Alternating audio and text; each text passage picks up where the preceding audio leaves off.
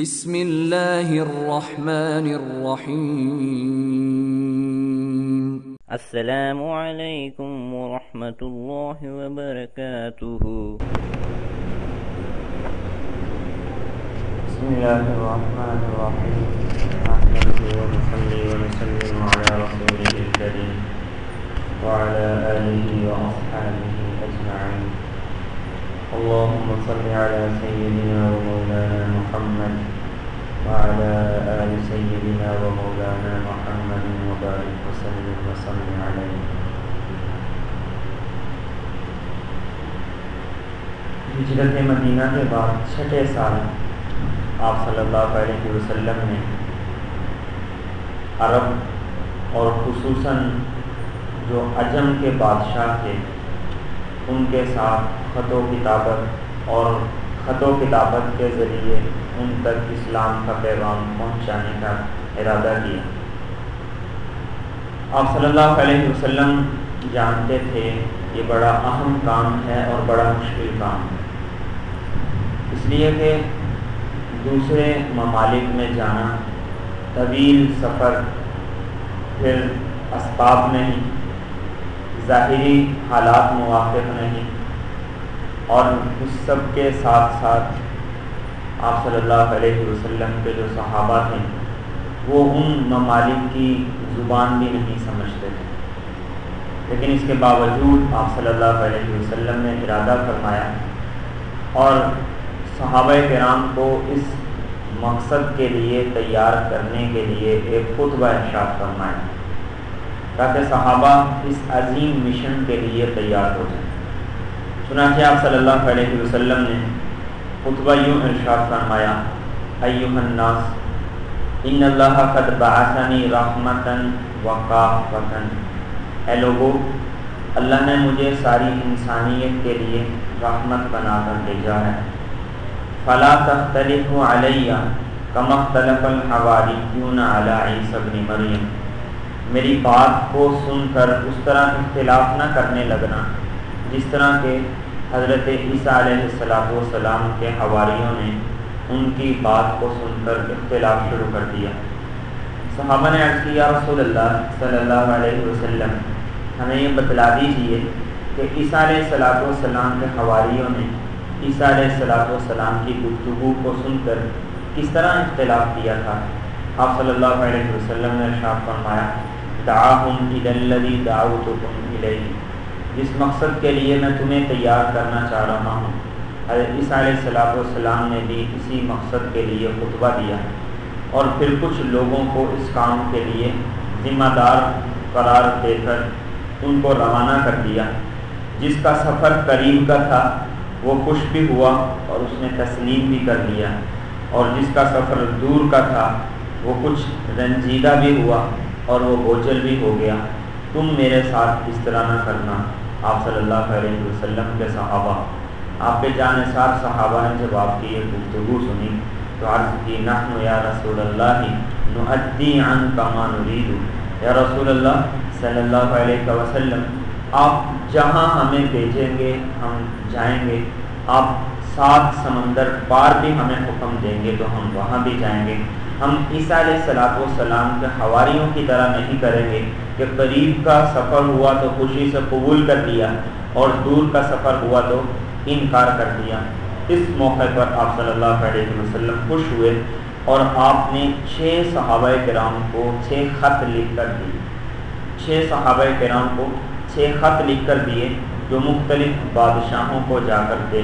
ان میں سے ایک خط حضرت عبداللہ ابن حذافہ رضی اللہ تعالیٰ عنہ کو دیا کہ یہ خط کسریٰ کے دربار میں جاؤ اور کسریٰ کو جا کر یہ خط۔ اس وقت 2 بڑی سپر پاور طاقتیں، ایک ایرانیوں کی اور ایک رومیوں۔ ایرانیوں کی سپر پاور طاقت کی طرف جو خط تھا وہ حضرت عبداللہ ابن حذافہ رضی اللہ تعالیٰ عنہ کے سپرد ہوا۔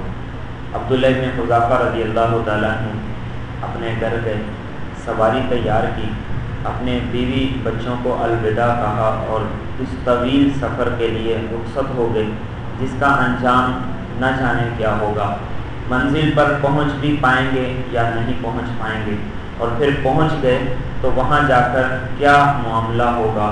عبداللہ بن حذافہ رضی اللہ تعالیٰ عنہ یہاں سے نکلے اور ایران جا پہنچے، مدینہ سے نکلے اور ایران جا پہنچے، اور وہاں جا کر اس کے کسریٰ کے جو نمائندے تھے ان سے یہ کہا میں ایک بڑا اہم خط لے کر آیا ہوں اور وہ خط تمہارے شہنشاہ کو پہنچانا چاہتا ہوں۔ تو جب کسریٰ کو یہ پتہ چلا اس نے اپنے محل کی تزئین و آرائش کروائی، سارے وزیر اور مشیر جمع کر لیے، اور عبداللہ بن حذافہ رضی اللہ تعالیٰ عنہ کو پھر ایک دن اس نے بلایا۔ عبداللہ بن حذافہ رضی اللہ تعالیٰ عنہ پھٹے پرانے کپڑے ہیں اور سر پر پھٹی ہوئی امامہ ہے، پھٹا ہوا امامہ باندھا ہوا ہے، اور بالکل دیہاتیوں جیسی شکل و صورت ہے، بڑے جاہ و جلال سے، بڑے زیادہ وقار اور اعتماد سے کسریٰ کے دربار میں داخل ہوئے، اور بڑے اطمینان سے چلتے ہوئے کسریٰ کی طرف چلنے لگے۔ تو کسریٰ نے اپنے ایک خادم سے کہا کہ ان سے خط لے لو اور مجھے دے دو۔ عبداللہ بن حذافہ رضی اللہ تعالیٰ عنہ نے ارشاد فرمایا نہیں، ایسا نہیں ہو سکتا، اس لیے کہ ہمارے محبوب صلی اللہ علیہ وسلم نے یہ کہہ کر بھیجا ہے کہ یہ خط کسریٰ کے ہاتھ میں دینا ہے، میں اسے نہیں دے سکتا۔ کتنی جرت کی بات ہے، کتنی زیادہ جرت کی بات ہے کہ آپ صلی اللہ علیہ وسلم کے ایک فرمان کے پیچھے اس کے خادم کو دے دیتے، اس کے نوکر کو دے دیتے، جانا وہ بھی کسریٰ کے پاس تھا، لیکن صحابہ متاثر نہیں ہوا کرتے۔ لباس بڑا میلا سا ہے، امامہ بڑا میلا سا ہے، ظاہری شکل و صورت کوئی نہیں ہے، لغت اور ان کی زبان نہیں جانتے، لیکن اس کے باوجود عبداللہ بن حذافہ رضی اللہ تعالیٰ عنہ نے فرمایا کہ نہیں، آپ صلی اللہ علیہ وسلم کا یہ حکم تھا کہ یہ ہاتھ تمہارے ہاتھ سے یہ خط کسریٰ کے ہاتھ میں جانا چاہیے۔ چنانچہ کسریٰ نے کہا آنے دو۔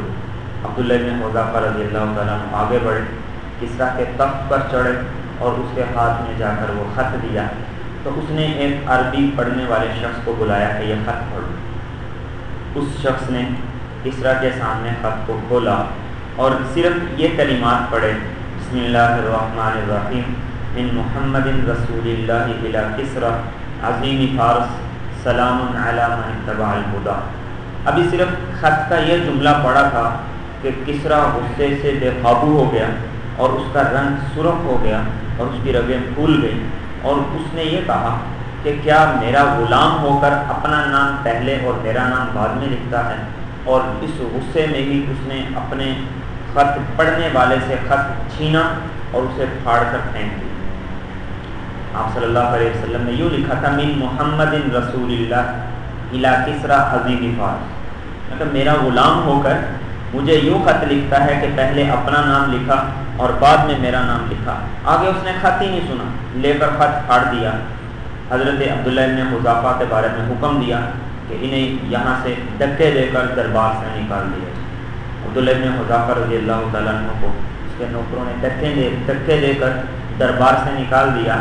تو عبداللہ بن حذافہ رضی اللہ تعالیٰ عنہ ظاہری طور پر بڑی ذلت کا مقام ہے، لیکن جب باہر نکلے تو زبان سے یہ کلمات نکلے کہ ولا واللہ ما ابالی علی ای حال اکون بعد ان ادیت کتاب رسول اللہ صلی اللہ علیہ وسلم، اللہ کے رسول کا خط میں نے پہنچا دیا ہے، اب میری عزت ہو یا ذلت ہو، زندگی ملے یا موت ملے، مجھے اس کی کوئی پرواہ نہیں۔ یہ کہہ کر عبداللہ بن حذافہ رضی اللہ تعالیٰ عنہ نے سواری لی اور مدینہ کی طرف اپنا سفر شروع کر دیا۔ ادھر کسریٰ کا غصہ ٹھنڈا ہوا تو اس نے یہ کہا